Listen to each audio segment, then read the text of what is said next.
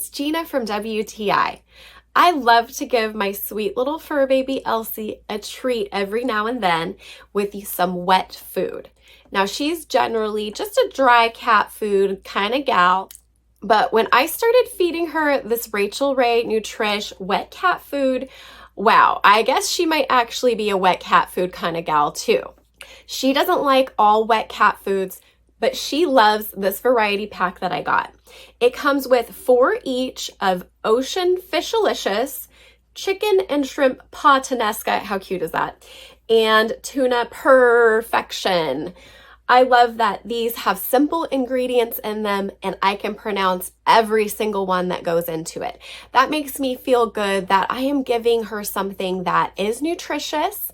It has added vitamins and minerals, and she loves it. Can I say that enough? She just gobbles it up and she'll even come over and try to eat it directly from the container as soon as I pop it open.